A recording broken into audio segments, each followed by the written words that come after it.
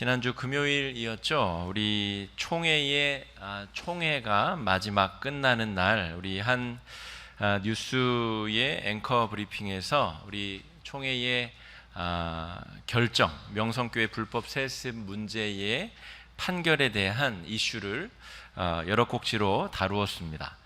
인터뷰도 하고 앵커가 브리핑도 하고 하였습니다. 그런데 앵커 브리핑의 제목이 목사님들 예수님 잘 믿으세요라고 하는 고 한경직 목사님의 어떤 그 일화를 예로 들었습니다.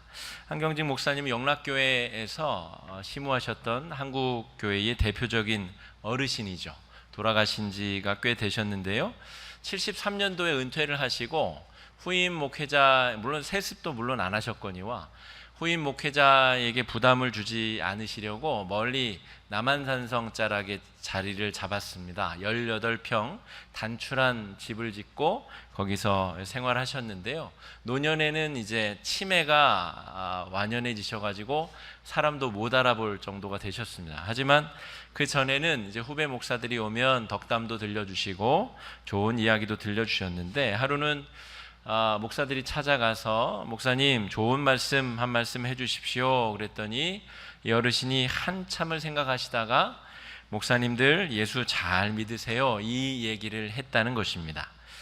그 이야기를 하면서 총회가 결국 이 명성교회의 불법 세습을 면죄하는 면죄부를 주게 되었다라고 하는 취지의 보도를 하였습니다. 사실상 그렇게 되었습니다. 별일 없으면 2년 뒤에 그 아들이 그 교회를 이제 합법적으로 세습할 수 있는 길을 총회가 열어주게 된 것이죠. 그리고 이러한 조짐들이 보였습니다. 조직적으로 명성교회를 편들기 위한 조직적인 움직임들이 있었는데, 총회 장소가 원래 서울 영락교회에서 개최되기로 했었다가 여러 가지 이유를 들어서 포항으로, 기쁨의 교회로 움직이게 되었는데, 이 세습을 반대하는 이 시위나 그 총대들이 참석하기 더 어려운 저 포항, 그곳은 세습 찬성하시는 분들이 가장 많은 지역에서 열리게 되었고, 또 총회 자리에 사고교회인 명성교회 원로 목사가 와서 인사말을 할 수 있도록, 그래서 그 인사말 이후로 분위기가 온정주의로 확 바뀌게 되는 일이 있었습니다. 또한 총회를 원래 생중계로 중계하게 되어 있는데 이 핵심 쟁점사항은 1시간 딜레이해서 중계하도록 또 규칙이 개정되기도 하였고, 또 기독공보 이외의 다른 언론들은 이 핵심적인 논의를 할 때 다 배제시키게 하였고, 여러 가지 정말 명성교회가 공을 많이 들였구나라고 하는 합리적 의심을 가지게 하는 사안들이 있었습니다. 여러분, 제가 이 말씀을 설교 초두에 왜 드리냐면, 우리가 예수님을 믿는다는 것이 정말 쉽지 않은 길이다라고 하는 것을 말씀드리기 위함입니다. 오늘 예수님께서 돈과 재물에 관련된 주제로 지난주 말씀과 이번 주 말씀, 그러니까 누가복음 16장 전체가 예수를 따름에 있어서 돈과 재물의 문제를 어떻게 대할 것이냐에 대한 주제로 이루어져 있습니다. 거듭 말씀드리지만 예수님께서 지금 예루살렘으로 올라가고 계시는 중에 벌어지는 일입니다. 누가복음 9장에서 19장까지 이 많은 장을 할애하여서 예수님은 나를 따르는 자들의 마음 자세, 마음가짐에 대한 교훈의 이야기를 때로는 꾸짖으시고, 때로는 비유를 들고, 때로는 책망하기도 하시며, 그들을 그런 마음으로 따르려거든 집으로 돌아가라, 이렇게 돌이켜서 가르치시고 계시다라고 하는 것이죠. 교계 안팎에서는 이번 그 총회의 결정을 신사참배에 준하는 아주 교단의 명예에 먹칠을 한 잘못된 결정이다라고 평가를 하는 분들이 있습니다. 우리가 예수님을 잘 믿는다고 하는 것의 의미를 되새기지 않으면 우리가 돈과 재물이든 혹은 다른 문제이든 하나님 앞에 정말 부끄러움 없이 서기 위하여 끊임없이 노력하지 않으면 우리의 신앙이 하나님 앞에 바로 설 수 없음을 이 시간 우리 말씀 가운데 다시 한번 돌이켜보는 귀한 시간 되시기를 바랍니다. 실제로 누가복음 16장 14절에는 예수님이 바리새인들을 향하여서 돈을 좋아하는 자들이라고 기록하고 있습니다. 바리새인들은 하나님의 율법을 철두철미하게 준수했었던 사람들인데, 이 사람들이 경건을 추구하면서 동시에 돈을 좋아하였다라고 하는 조금 오묘한 설정이 된 것이죠. 돈을 좋아하는 바리새인들, 하나님을 경외하기 위하여 스스로를 겸비하고 또 절제하는 경건주의자들이 돈을 좋아하는 성향을 가졌다라고 하는 것이죠. 그리고 지난주에 이어 이번 주에도 예수님은 돈과 재물이 예수님을 바르게 따르는 데 있어서 얼마나 큰 걸림돌이 되고 얼마나 큰 장애물이 되는가에 대한 이야기를 비유를 통해서 들려주고 계십니다. 역사 이래로, 하나님이 세상을 창조하신 이래로 이 풍요와 돈은 사람의 마음을 훔쳐가는 아주 중요한 우상의 대표적인 사례였습니다. 예수님이 오시기 이전의 구약의 시대의 바알과 아세라 이런 우상들은 대부분 풍요의 종교, 그리고 돈과 재물을 많이 안겨다주는 그런 우상으로 통하였습니다. 예수님이 온 이후에도 이 돈이 바른 신앙을 회방하는 아주 큰 걸림돌이었습니다. 성령이 임하시고 서로 물건을 서로 통용하던 이 원시 기독 공동체에서는 자기들의 물건을 서로 내놓고 필요한 만큼 가져다 쓰는 그야말로 아름다운 경제 원칙이 존재하는 교회의 공동체 모습이 있었으나, 그 잠깐의 시간 이후에는 끊임없이 교회를 무너뜨리고 교회를 힘들게 하는 데에 돈과 재물이 아주 중요한 역할을 했다는 것이죠. 313년에 기독교가 공인이 된 이후에 로마의 국교가 기독교가 되고, 그 이후로 교회는 많은 돈을 끌어모으고 높은 건물을 짓고 아름다운 내부 장식을 갖춘 교회를 짓는데 에너지를 집중하였습니다. 그래서 이 돈을 좋아하는 바리새인들처럼 하나님을 섬겨야 되는 교회가 돈과 함께 성장하고 돈과 함께 세력을 확장하는, 그야말로 이 하나님과 만몬을 동시에 섬기는 이 잘못된 길에 접어들었다는 것이죠.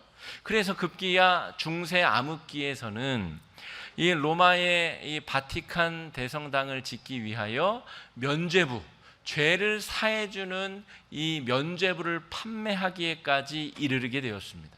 그러므로 끊임없이 이 교회의 역사 가운데 돈과 재물이 하나님을 옳게 바로 섬기는 데에 장애물이 되거나 방해가 되거나 끊임없이 하나님을 바로 섬기지 못하도록 걸림돌이 되었다는 것이죠. 오늘 자신을 쫓아오는 많은 사람들을 향하여 예수님은 너희들이 이 돈과 재물의 문제를 바로 뛰어넘지 못하거든 나를 따라서 자기 십자가를 지고 나를 따르는 데에 큰 어려움이 있을 것이다 라고 하는 취지의 비유의 말씀을 들려주고 계시는 겁니다. 오늘 이야기 속에 등장하는 부자는 돈이 아주 많았었던 것 같습니다. 그런데 이 사람은 하나님을 섬기는 유대인의 정체성을 가지고 있으면서도 동시에 돈을 하나님처럼 섬기던 사람으로 오늘 비유에 등장합니다. 그 이유들이 등장하는데 20절 말씀에 보면 20절, 21절 말씀 읽어보실까요? 시작. 그런데 나사로라 이름하는 한 거지가 헌대투성이로 그의 대문 앞에 버려진 채 그 부자의 상에서 떨어지는 것으로 배불리려 하매 심지어 개들이 와서 그 헌대를 핥더라. 이게 무슨 상관입니까? 하나님을 섬기는 것과 지금 거지를 내버려 둔 게 무슨 상관입니까? 우리 자본주의 시대를 살아가는 우리들에게는 별 문제가 아닐 수 있습니다. 우리 집 대문 바깥에 노숙인이 앉아서 진쳐 있어도 내가 먹을 것을 주지 않아도, 내가 돕지 않아도 마음이 조금 불편할 뿐이지 내가 법적으로 문제가 생기지는 않는다는 것이죠. 그런데 유대인의 관점에서 이 문제는 굉장히 심각한 범법 행위가 됩니다. 자기 집 앞에 거지가 쓰러져 굶어 죽어가고 있는데 그것을 방치했다는 것은 하나님의 백성은 12지파의 혈연 공동체거든요. 그러니까 너와 내가 한 형제다라고 하는 인식 속에 가난한 자를 법적으로 도와야 되는 의무가 있습니다. 그런데 이 부자는 호의호식을 하면서 자기 집 대문 밖에 있는 이 거지 나사로를 돌보거나 지금 보살피지 않았다는 것이죠.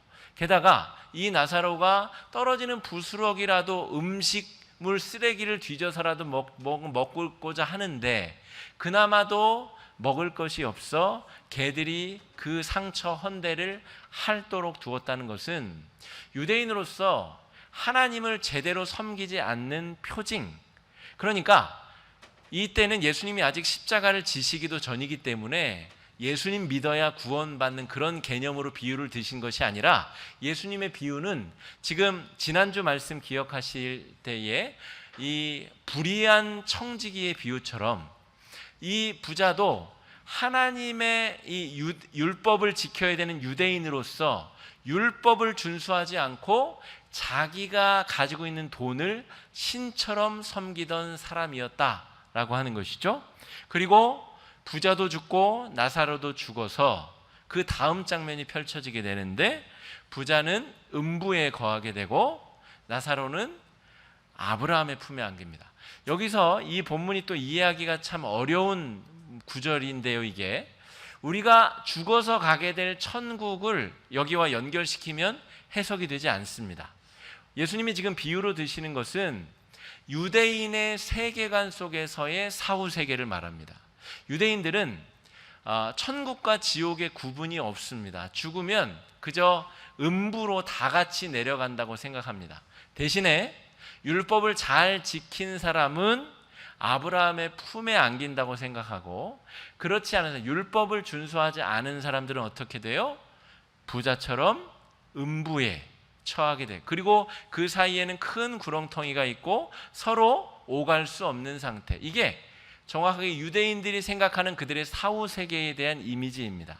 예수님은 지금 예수 그리스도를 믿고 구원받고 그 천국과 지옥에 대해서 이야기하고 계신 것이 아니라 유대인들이 이해할 수 있는 유대인들의 저 세상에 대한 이야기를 하고 계신 거죠. 그래서 오늘 이 부자가 아브라함에게 요청합니다. 아브라함이여, 저 나사로를 시켜서 나에게 물 한 방울만 찍어서 내 입을 적시게 해 주십시오. 이 부자가 아직도 정신을 못 차리고 있는 겁니다. 아직도 거지 나사로를 자기 뜻대로 이래라 저래라 할 수 있는 것처럼 생각하는 것이죠. 그리고 그 뒤에 그럴 수 없다. 너와 나 사이에는 큰 구렁텅이가 있어서 건널 수 없을 뿐만이 아니라 그렇게 행할 수도 없다 하니까, 그러면 저 나사로를 우리 형제들에게 보내셔서 나처럼 이곳에 오지 않도록 교훈을 주십시오. 그 역시도 할 수 없다라고 하는 이야기를 아브라함이 하게 됩니다. 여러분, 오늘 이 부자는 자신이 하나님을 섬기는 사람이다라고 하는 유대인의 정체성을 가지고 있으면서도 실제로는 돈을 섬기던 사람의 표징으로 나타나고 있습니다. 그러한 사람은 이 유대 율법을 준수하지 아니하는 사람은 하나님 앞에 바른 유대인으로 설 수 없다라는 이야기를 비유로 드시면서 너희들 역시도 돈을 사랑하는 마음으로 나를 쫓아오다가는 나를 제대로 따를 수 없을 것이다 라고 하는 이야기를 하고 계십니다.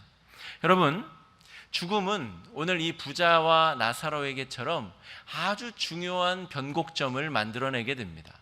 세상 자기 자신감으로 살아가던 사람, 돈으로 모든 문제를 다 극복하고 살던 사람 역시도 죽음이라고 하는 문턱을 넘을 수는 없다는 것이죠.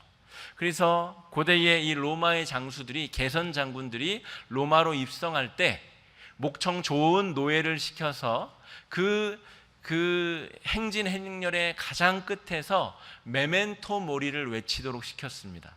죽음을 기억하라 라고 하는 말을 반복적으로 외치며 이 로마의 입성, 전쟁에서 승리한 장군이 이 메멘토 모리라는 소리를 들으며 로마에 입성토록 했다는 것이죠. 네가 이번에는 승리하였지만 다음에는 죽을 수 있다. 죽음을 기억하며 겸손하게 행진해라 라고 하는 의미로 노예에게 메멘토 모리를 시키며 들어갔다는 것이죠.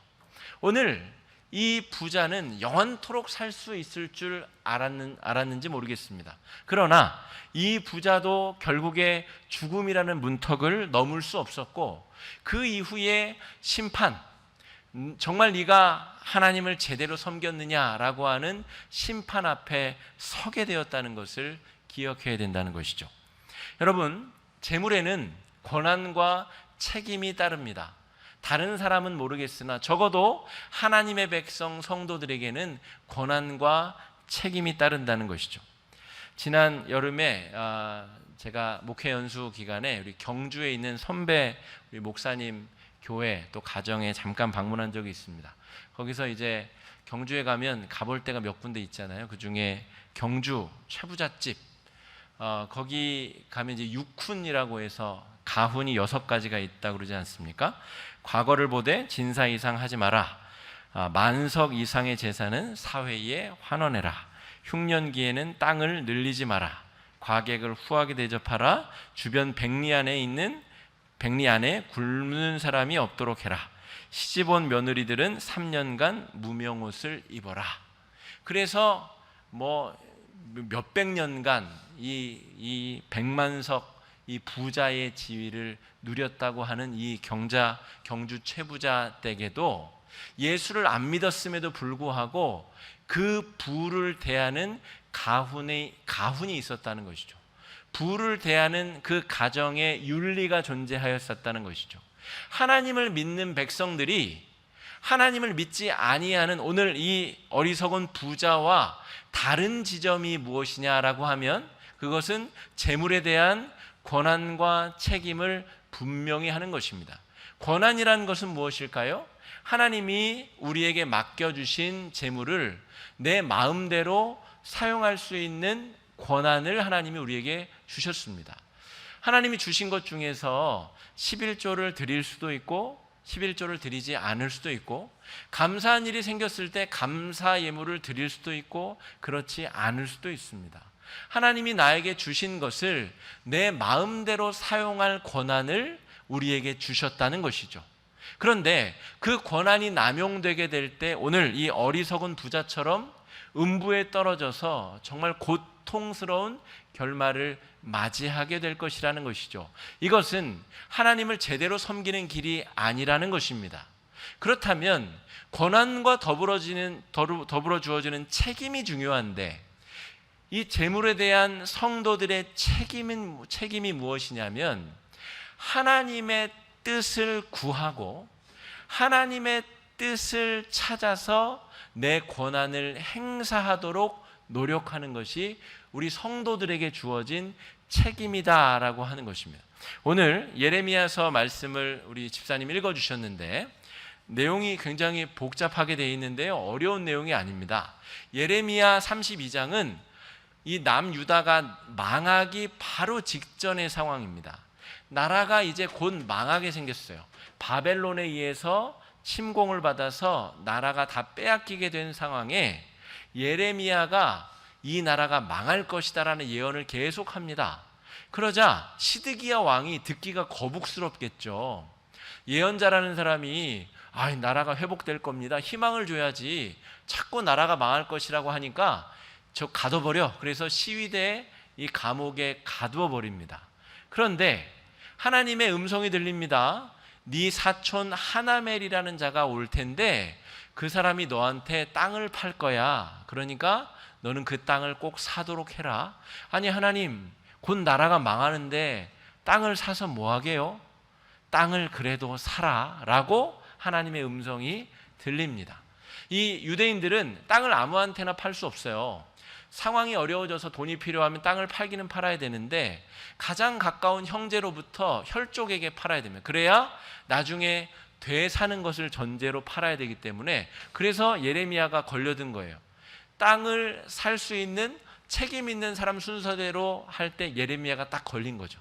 그래서 하나멜이 감옥에 찾아와서 사촌 형, 땅 좀 사주세요. 전 지금 너무 어려워요. 나라가 지금 전쟁이 날 것 같은데. 그러면 그 사촌 형이 땅을 사야 돼요, 말아야 돼요? 사면 안 되는데 하나님의 예언의 말씀이 떨어진 거죠. 그래서 은 17세겔을 달아주고 이 땅을 삽니다. 그리고 매매 증서를, 정식 매매 증서 사본을 기록하여 하나는 토기에 보관하고 하나는 자기가 가집니다. 그러면서 하나님이 예레미야를 통하여서 주시는 메시지가 오늘 15절, 예레미야 32장 15절, 주보 참조하셔서 한번 읽어보겠습니다. 시작. 만군의 여호와 이스라엘의 하나님께서 이와 같이 말씀하시니라. 사람이 이 땅에서 집과 밭과 포도원을 다시 사게 되리라 하셨다 하니라. 예레미야를 통해서 하나멜의 땅을 사게 하신 이유는 너의 그 상징적인 행위를 통하여 이제 곧 나라가 망하겠지만 내가 이 나라를 완전히 버린 것이 아니다. 회복시킬 것이고 다시 돌아와 땅을 매매하는 일이 가능토록 할 것이다 라고 하는 중요한 상징을 예레미야를 통해 하게 하신 것이죠. 그러므로 여러분, 예레미야 말로 권한과 책임을 바르게 행사한, 재물을 바르게 사용한 모범적인 인물이라고 할 수가 있겠습니다. 하나님이 말씀하셔도 전쟁 날 거고 내 돈 아까우니까 나 그 밭 안 사겠습니다. 그러면 하나멜은 다음 순서의 친척을 또 찾아가야 되겠죠. 예레미야는 그 땅을 사지 않을 권한을 가지고 있었지만 하나님의 뜻이 그에게 임하자 그가 손해를 감수하고 그 밭을 샀다는 것입니다. 여러분, 우리가 하나님께서 우리 각자에게 저마다 다른 재물들, 시간을 포함한 여러 가지들을 다 재물이라고 한다면 시간과 능력과 정력과 우리가 행할 수 있는 재물과 모든 것들을 나라고 하는 특별한 개인에게 주셨다는 것이죠. 그 재물을 우리가 어떻게 사용할 것인지에 대한 자율권을 우리 각자에게 주셨다는 것입니다. 그런데 우리가 하나님을 믿는 거룩한 백성이라면 하나님께서 나에게 맡겨주신 그 재물에 대한 이유, 그것을 어디에 어떻게 사용하기를 원하시는지 하나님 앞에 묻는 마음이 필요하다는 것이죠. 그것이 재물에 대한 우리의 마땅한 책임의 영역이다라고 말할 수가 있겠습니다. 여러분, 책임만 주어진다면 그건 로봇이나 기계에 불과하지 않겠습니까? 그런데 하나님께서는 우리를 기계나 로봇으로 부르지는 않으셨습니다. 우리 각자에게 아주 소중한 것들을 주셨으며 그것을 가치 있게, 의미 있게 하나님께서 기뻐하시는 도구가 되도록 사용하기를 바라신다는 것이죠.